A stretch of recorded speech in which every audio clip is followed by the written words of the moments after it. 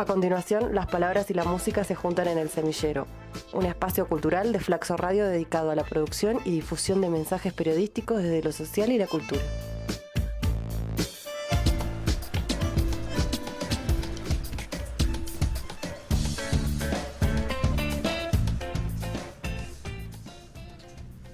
Prestar atención a una serie de fenómenos ligados a las nuevas tecnologías, a las plataformas de la comunicación digital y en general al Internet como un espacio donde se producen interacciones, discursos y representaciones, entre estas aquellas relacionadas al género y la sexualidad, nos llevan a problematizar acerca de cómo se manifiestan tales representaciones en lo que denominamos el espacio público virtual. Van soñando ser limpias, ser claras. Un saludo a toda la gente que esté en sintonía de Flaxo Radio. Bienvenidos a una nueva emisión de El Semillero. Les recordamos que estamos en línea con ustedes a través de www.flaxoradio.es y que también pues queremos recordarles que pueden seguirnos por nuestros medios sociales.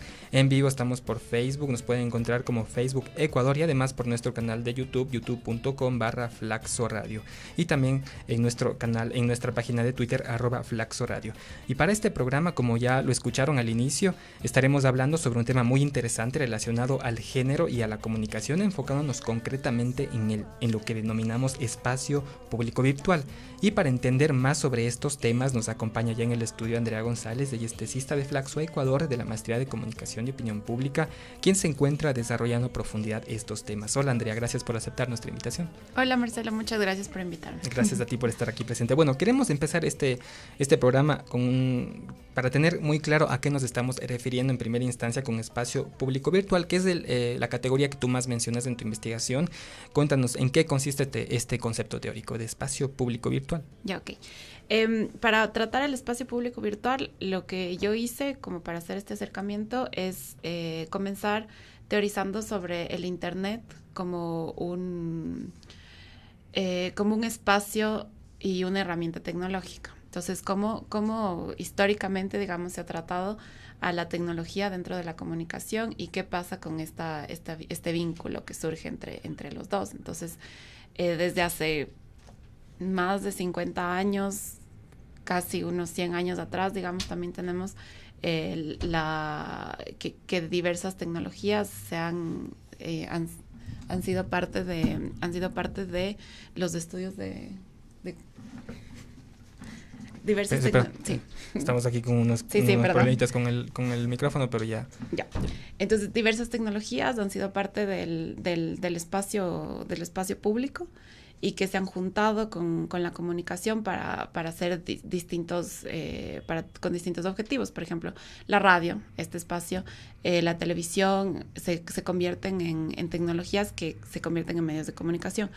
Llegué después de algunas investigaciones, llegué al tema del espacio público virtual porque la mediación de tecnología en la comunicación no es simplemente un medio de comunicación, sino en este caso con el Internet se convierte en un espacio social donde se comparten saberes y sentires. Entonces, el Internet, en mi tesis y en el trabajo que estoy haciendo, se convierte en un espacio público virtual porque permite compartir información, crear información, interactuar y difundir con otros sentidos sociales, como no hay una sola vía en la que se comparte la información, sino que es una producción constante desde distintos espacios en los que se generan y se comparten estos saberes, los saberes sociales.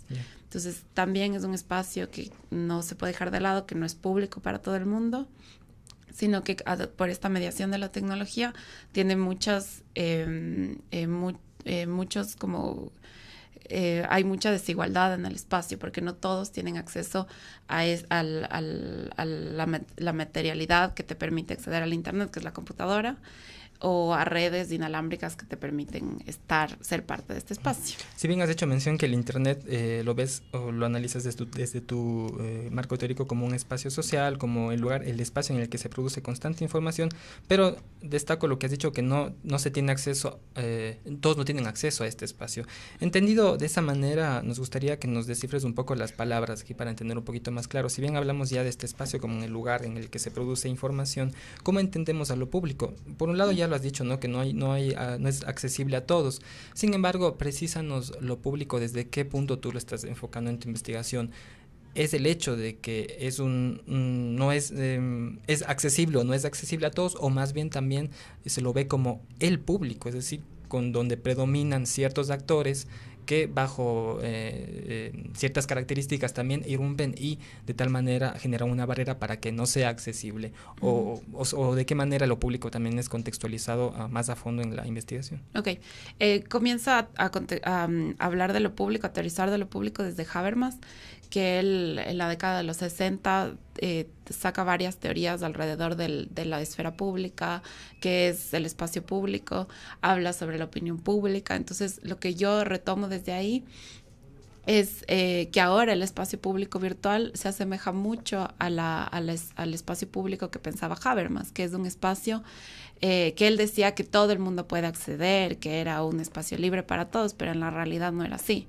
El espacio público que pensaba Habermas era un lugar de muchas desigualdades, donde solo las personas de cierta élite, blancos, hombres viriles, como él mismo pone en sus textos, pueden acceder a estos espacios. Entonces, en esa época él piensa así el espacio público, como que donde se pone en común lo público, donde todas las personas pueden acceder, entre comillas, pero en realidad no era así. Entonces, ahora con el Internet, digamos, el espacio público es este lugar donde se pone en común lo público, donde se habla de lo público, se lo entiende así, pero con una serie de desigualdades que, si bien cierto, no son las mismas que pensaba que con la que podemos analizar a Habermas, pero presentan una serie de desigualdades que son desigualdades de acceso, de educación, de capital económico, social, político, una serie de elementos que configuran este espacio público como un lugar donde sí se pone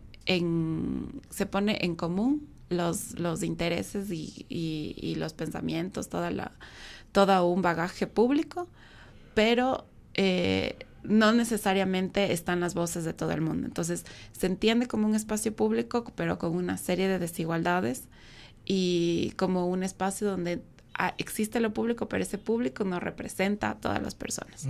Considerando estas desigualdades que haces mención, que también se reproducen en este nuevo espacio público, por así decirlo, que es el espacio público virtual, tú hablas en tu investigación sobre las representaciones de género y la sexualidad dentro del espacio público virtual, en el que se pretende justamente identificar cómo estas representaciones se ejecutan o se manifiestan en este espacio. Y tú mencionas una de las categorías, y no sé si lo planteas a modo de hipótesis o cuál es el sentido de analizar esas representaciones en que si son distintas de las producciones offline. ¿A qué nos estamos refiriendo cuando usas lo distinto? Eso quiere decir que en efecto hablamos de dos tipos de desigualdad que se producen en dos espacios que también estás teorizando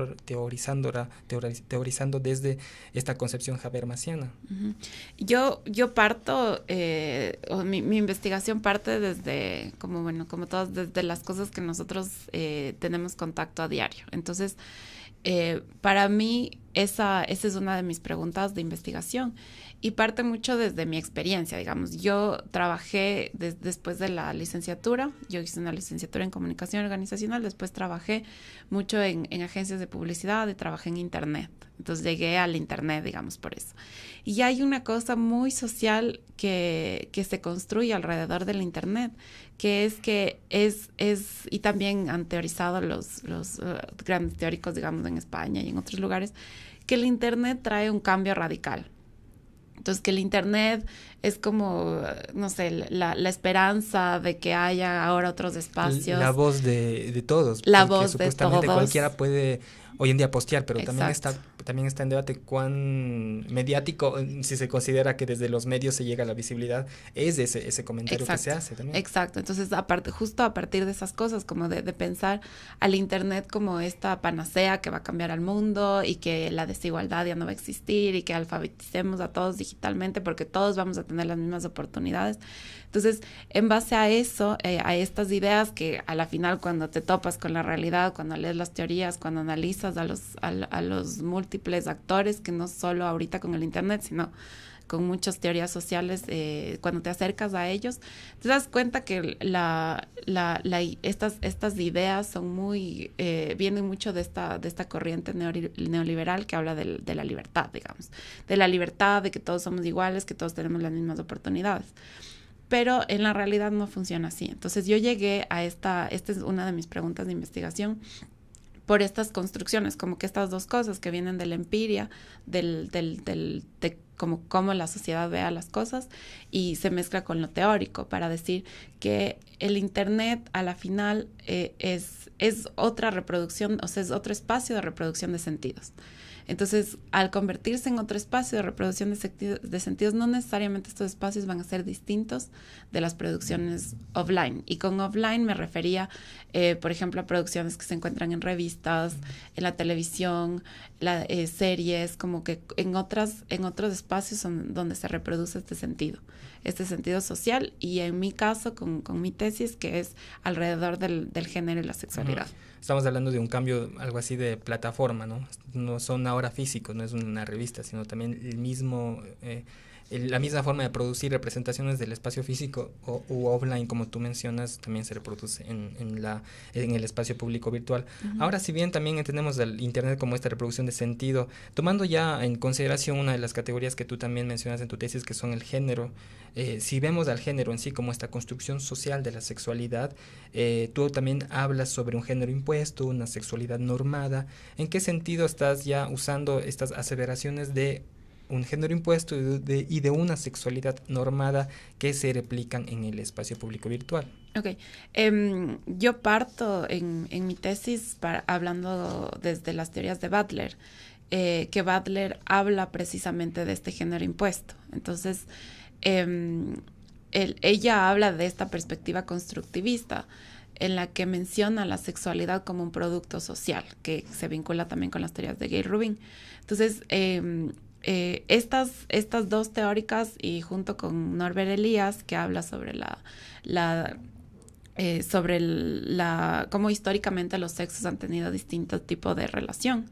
Entonces, con estos tres teóricos, yo parto para hablar de esta sexualidad normada. Entonces, porque la sexualidad se entiende como una construcción, como no una construcción social que históricamente se ha marcado por una perspectiva biologicista. Entonces, por decir que los roles y la actividad social se establecen a partir de el género biológico asignado. O sea, un hombre tiene ciertos roles porque nace con un pene, una mujer tiene ciertos roles porque tiene una vagina. Entonces, cómo estos roles sociales se han construido y se han establecido en la sociedad como dados. Claro, bajo una supuesta naturalización. Una supuesta naturalización de la perspectiva biológica. Entonces, por ejemplo, eso también es esta naturalización es la que hace que las diversidades sexuales no sean se vean como anormales. Entonces, no son la norma. Entonces, por eso surge una serie de repulsión, digamos, social hacia las diversidades sexuales porque no son la norma.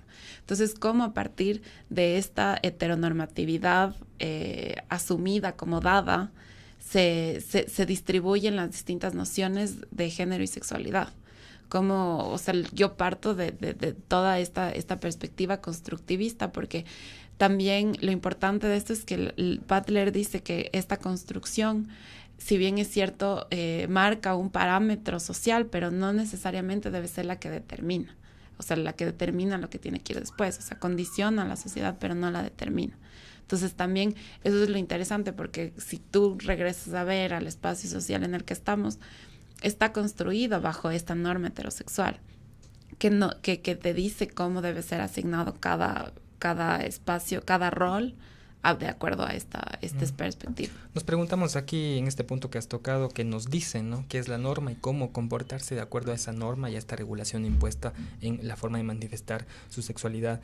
Como por ejemplo, ya centrándonos en tu objeto de estudio, lograste evidenciar este tipo de normas o los sujetos que posiblemente sean quienes imponen estas normas en tu objeto de estudio, que nos habías comentado ya en previa a esta entrevista, que es el canal de YouTube Enchufe TV, y pues ahí estás haciendo este recorrido de análisis sobre las representaciones de género y la sexualidad. ¿Cuáles han sido estas particularidades de el género impuesto, la sexualidad normada, esta producción de sentidos a través de esta perspectiva de las teorías que nos estás mencionando, en este caso de Rubin y de Butler? ¿Qué has visto? ¿Qué datos interesantes has visto sobre esta reproducción de una suerte de norma, o quizá hablando también de poder, en base a la heteronormatividad en los discursos de este canal de YouTube? Ya. Ha sido bastante interesante porque, como digamos, con lo que te contaba antes de esta perspectiva que yo, como de mi pregunta de investigación, que busca estas cosas distintas a las offline. Entonces yo decía, una producción que está en internet nace de una lógica diferente a la de las producciones de televisión, por ejemplo, porque es un grupo de jóvenes que deciden hacer un canal en YouTube. Entonces, la producción ya viene desde otras bases, digamos, desde otras ideas sociales, entre comillas, porque a la final el resultado viene como que dentro de esta idea de las industrias culturales, que ellos buscan entrar a un espacio, ser populares y vender sus productos. Entonces, este enfoque, digamos, de este canal también hace que sus producciones pierdan un poco, se me hace a mí, porque esto lo voy a decir muy como desde mi subjetividad, digamos, pierdan mucho el contenido que con el que comienza. Entonces, esa idea surge porque dentro de lo que yo vi en los videos de Enchufe TV, yo analizo videos desde el 2012, que es cuando el canal comienza cuando el canal inicia, hasta marzo del 2017, que es cuando cierro mi corpus de análisis. Entonces, en el 2012, por ejemplo, los primeros videos que analizo son videos, los 7 videos que analizo para mi tesis son relacionados sobre la primera vez que alguien tiene relaciones sexuales y la presentación de anticonceptivos. Entonces, dentro de los primeros videos, yo veo que hay como una historia que te cuentan. O sea, hay una historia de principio a fin. En el segundo video, que se llama Primera Vez, te cuentan toda una visión desde el personaje que va a tener la primera relación sexual. Te cuenta el inicio del miedo, cómo los actores sociales se relacionan con estas ideas y al final te hacen como una conclusión. Entonces es una conclusión mediada por humor, todos sus videos son sátiras, como que topan estos temas de humor. Entonces eso al inicio, pero después en los videos que analicé del 2016, 2017, cambian la lógica hasta el 2016. Cambian la lógica por una lógica muy parecida a la de las industrias culturales, que buscan, primero tienen auspiciantes de una marca de condones, entonces que sale claramente la marca de condones. Entonces cambia el mensaje bastante y se nota en la construcción de los videos. Entonces, una función junto con el mercado, en este caso la producción de los discursos y las representaciones ligadas a...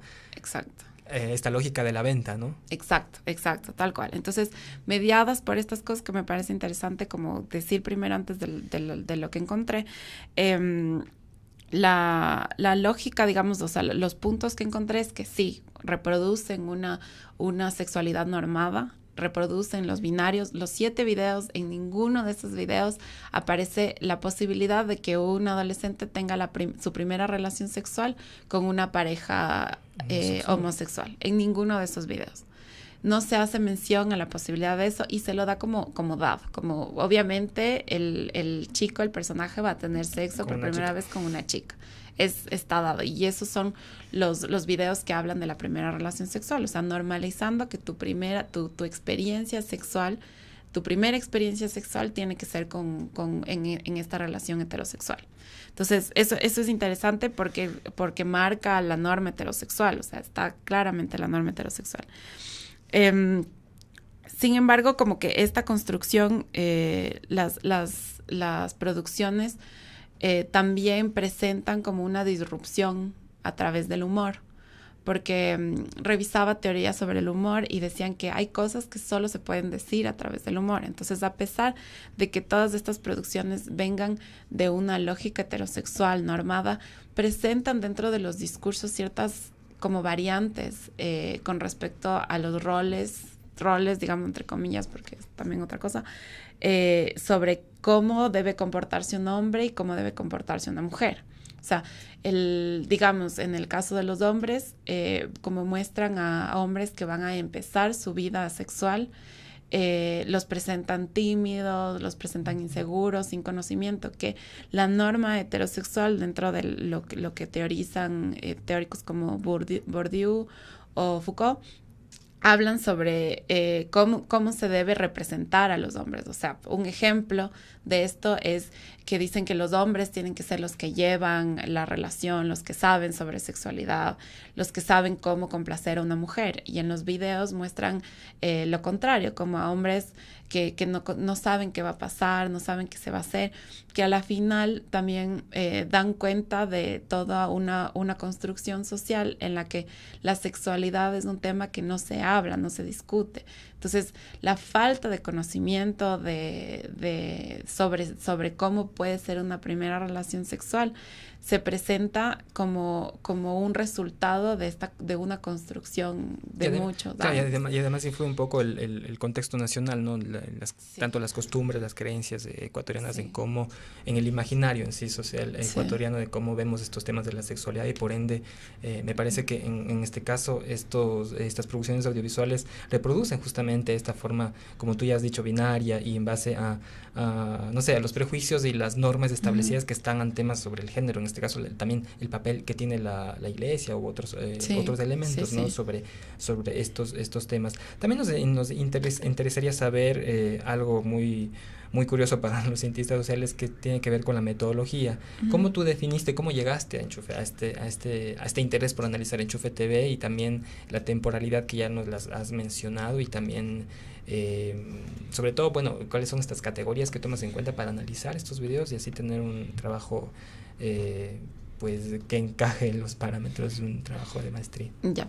La metodología que yo utilizo es el análisis crítico del discurso, porque creo que se puede hacer muchas cosas a partir de la producción de videos en un espacio público, entre comillas, con lo que dijimos, en internet, porque mucha gente accede a eso, pero mi análisis es solo del discurso de los videos. Entonces, escogí esta metodología porque el análisis crítico del discurso, desde los teóricos como Van Dijk, Halliday, Ruth Wodak, Verklo, entre otros, se construye como una perspectiva como de denuncia del status quo. Entonces, el análisis crítico del discurso es la forma en la que se puede ver a los discursos y desentramar y decodificar cuáles son las fuentes de estos discursos, como de dónde viene toda esta construcción que se muestra a través de una oración, o que se muestra en las representaciones visuales, de audio, etcétera, que construyen un espacio social determinado. Entonces, esta representación a mí me permite decodificar los discursos para ver cuál es su origen, cómo se muestran esos discursos a través de las distintas representaciones, y además juntar esto para hablar de cómo se representan estas desigualdades. O sea, dentro de los análisis como cientistas sociales, digamos, tenemos que tener mucho cuidado con poner nuestras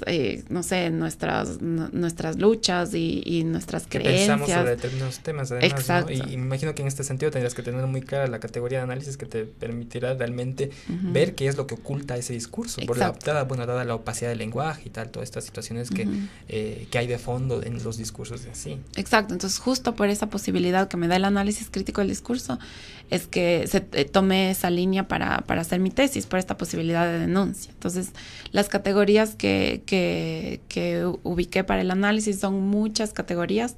Yo tomo la perspectiva de la semiótica social de Halliday, porque él entiende al discurso como esta producción precisamente del sentido social. Entonces, en sentido estricto, digamos, no es culpa de Enchufe TV que se reproduzcan toda esta heteronormatividad y que los contenidos sean machistas, que solo presenten a hombres y una serie de cosas que se muestran en el discurso. No es culpa de Enchufe TV, sino ellos hacen una producción social. O sea, ellos representan la forma en la que la sociedad ha construido a estas categorías y a estos discursos. Entonces, me gustó mucho esta perspectiva porque me permite analizar desde la gramática, desde la visualidad, desde el audio, desde cómo se utiliza la voz en los videos, por ejemplo, si es que es una voz alta, una voz baja, si es que se interrumpen, si es que no sé qué. Entonces, como una serie de categorías que vinculé con muchas otras, con Bandic, con categorías. Hay una línea de análisis crítico del discurso queer que habla sobre justo buscar a través del discurso cómo se ha normalizado la heterosexualidad. Entonces vinculé una serie de categorías y para poder decodificar el discurso y ver cómo se muestran estas representaciones. Es muy interesante que nos comentes también ya de autores y estas formas pues muy oportunas de analizar el discurso para entender realmente qué está atrás de esto. Ahora, bueno, alejándonos un poquito en esta parte de la entrevista de la objetividad de tu trabajo, nos gustaría también un poquito conocer cuáles fueron estas motivaciones, estos intereses para juntar estas dos disciplinas que, si bien han tenido muchos trabajos conjuntos, todavía creo que no se llega a un límite mucho más allá de trabajos más significativos. No estamos hablando en este caso de la comunicación del género. Si bien tu tema, bueno, incluye estos temas emergentes, entre estos la sexualidad también, esta visibilidad que se da a los temas de género, a las diversidades sexuales, y también como una suerte de enmarcar o de visibilizar, más bien dicho, esta forma androcéntrica que hasta la actualidad se reproduce en las formas de hacer teoría. Creo que desde el mismo hecho de usar autores, no sé si es que esto podría verse también como una forma androcéntrica de trabajar los trabajos de las ciencias sociales, ¿no? A quiénes citamos, a quiénes vemos, cuán equitativo es el género en la producción de conocimiento social. Cuéntanos también esto, ¿cuál es tu posición respecto a esto? ¿Crees que esto es un aporte para las ciencias sociales? Y más allá de eso, ¿cuáles son tus motivaciones para trabajar temas de género y comunicación? Okay. Yo primero quiero decir justo lo que me quedé con lo que dijiste, que qué autores usas, digamos, para hacer tu trabajo. Es muy loco porque mientras yo estaba haciendo mi trabajo, quería seguir línea de mujeres, o sea, línea de aportes teóricos de género, digamos, de género femenino. Pero fue un poco difícil porque en temas de comunicación hay muchísima producción, pero en este espacio en particular en el que yo estoy, siento que también tengo esta limitación de falta de mucho tiempo para leer más, mucho tiempo para conocer más, pero la mayoría de información que se nos ha dado al menos del lado de comunicación, ha sido desde perspectivas de hombres, entonces desde perspectivas de teóricos masculinos, y creo que ese también es un reto, como que seguir buscando grandes teóricas femeninas para hacer nuestros análisis y darle esta perspectiva, al menos que sea equitativa y que no sea tan desigual. Yo, en cambio, en el tema de género, eso también es muy loco, supongo que es parte de lo que buscamos las mujeres, digamos, de hablar de denunciar estas normas heterosexuales y de denunciar toda la desigualdad. En la parte de género y sexualidad sí encontré muchísimas mujeres. O sea, del lado para hablar de la heteronormatividad, a Rubin, a Butler, a Stoll, que son las principales que utilizo para esto. Encontré entonces estas perspectivas. Y de ahí, mis motivaciones para hacer este análisis fue uno, primero, tratar de darle sentido a toda esta experiencia que he tenido dentro de Internet. Como que buscar decir, no, esto está mal, esto está bien, o cómo se entiende todo este trabajo que uno realiza en el día a día. O sea, para mí, estar casi 8 años trabajando en una plataforma en la que entiendo cómo se hacen estrategias, digamos, y cómo se hacen las relaciones, pero no entendía cómo se entiende este espacio. Entonces siempre como que lo pensaba y no puedes hacerlo sin teoría, no puedes hacerlo sin este espacio que da la Flaxo de investigación. Entonces, para mí, desde entrar a la maestría fue como una motivación personal de aprender, de ir un poco más allá de cómo se está entendiendo a los espacios sociales y sobre todo Internet, que era el espacio en el que trabajaba.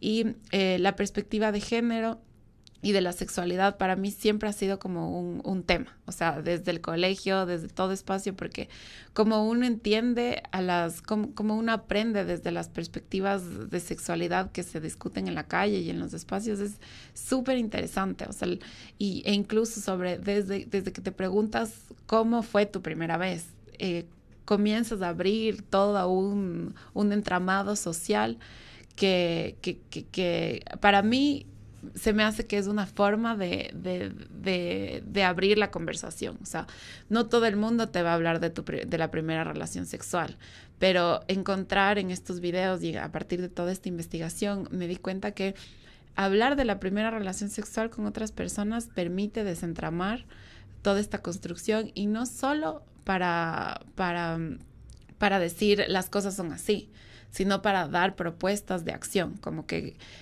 hice en una clase de diversidades sexuales un grupo focal con unos jóvenes justo hablando de los videos, entonces justo hablando de esta primera vez.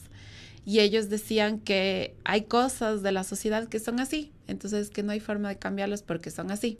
Entonces muchas de las conversaciones quedaban en que, por ejemplo, ¿por qué ustedes creen que las mujeres no pueden tener sexo, digamos, prematrimonial?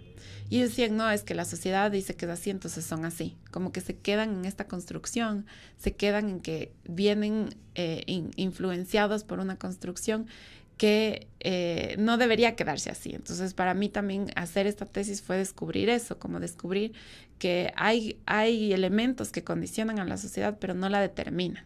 Entonces, como que también es motivar esta forma de buscar otros espacios, como espacios sociales, la publicidad y demás.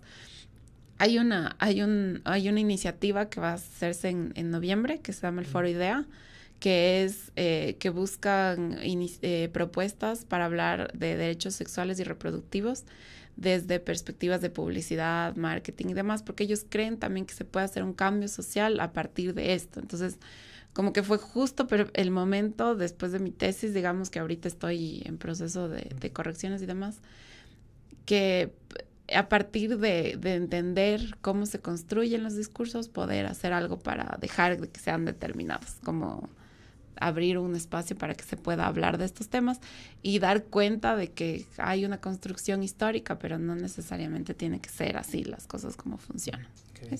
Bueno, Andrea nos ha dicho algunas cositas muy lindas y muy interesantes para plantearnos y debatir sobre ellos.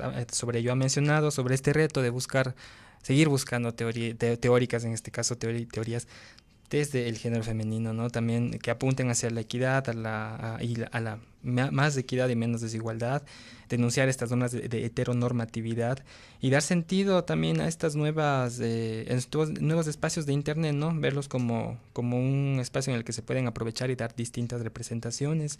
Y también que nos preguntemos y nos cuestionemos de la sexualidad, como del género, como una construcción social biologicista de la sexualidad. Y precisamente este cuestionamiento, esta posibilidad que nos da la academia de ir más allá con criterios científicos y teóricos de los espacios, apuntar, ver hacia un cambio social y también abrir un espacio de debate, de sabio debate y también de discusiones que nos permitan ver más allá sobre estos temas. Con estas lindas ideas de Andrea González queremos agradecer por su entrevista que nos ha conseguido aquí en Flaxo Radio. Le deseamos muchos éxitos, sabemos que está ya en la parte final de su tesis, lo ha dicho ya en esta entrevista, en etapa de correcciones, así que pues te deseamos muchos éxitos, sabemos que irá bien y gracias por dar estos aportes a la ciencia, realmente son temas muy interesantes, así que pues bueno, te agradecemos por tu presencia acá, esperamos conversar contigo en otra oportunidad. Y gracias por... Ya pues, gracias a ustedes también por la invitación. A ti. Vamos a un tema musical y volvemos para cerrar el programa. Tenemos agua vital que fluye, bañemos y dulce que te...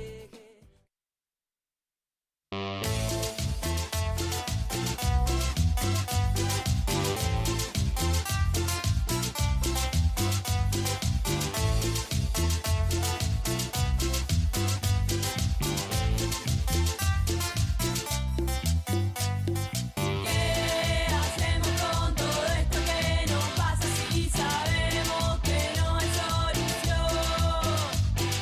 ¿Dónde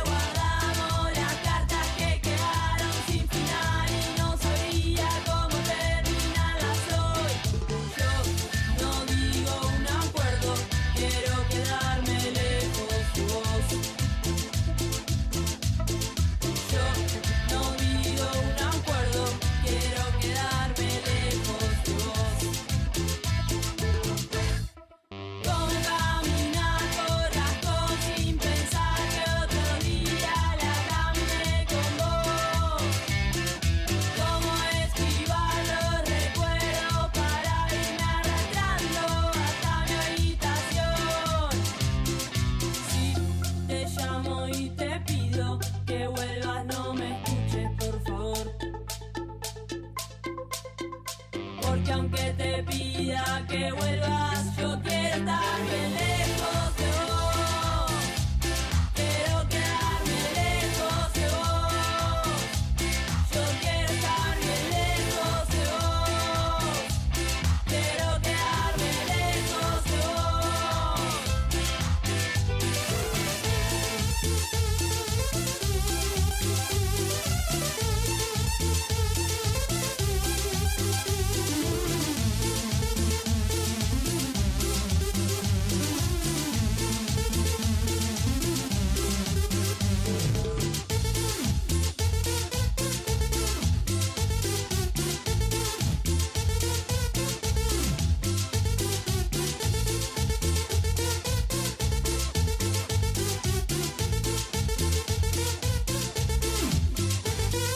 ¿Qué hacemos con todo esto que nos pasa si sabemos que no hay solución?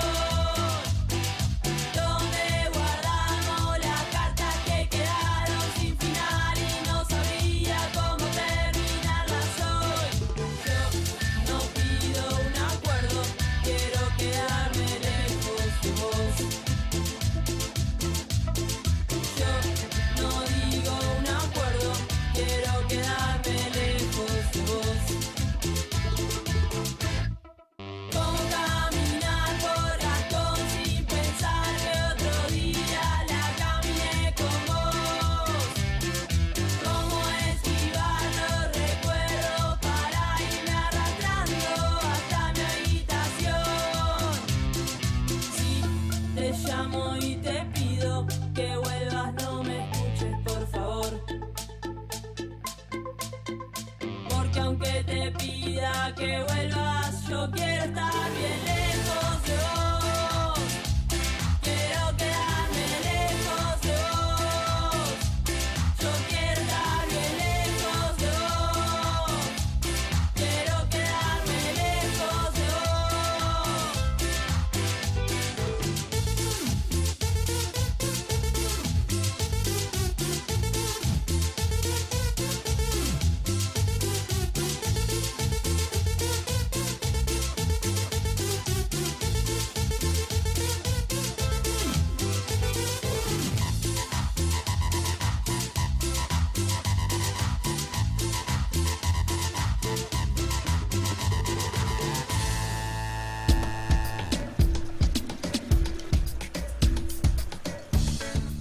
Y ya estamos de vuelta con El Semillero en este bloque ya de cierre del programa. Hemos tenido una linda entrevista con Andrea González acerca del espacio público virtual relacionado a temas de género y sexualidad.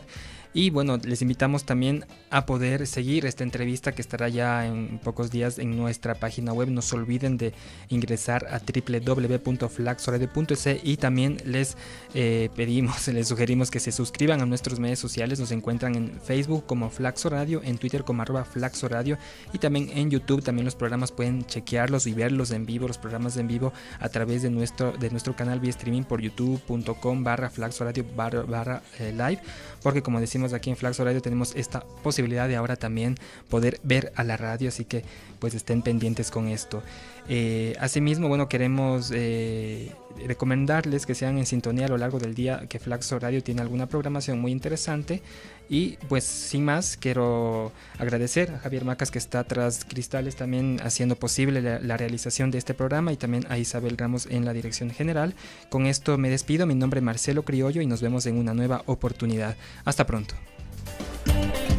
Vuelan las aguas del río, las nubes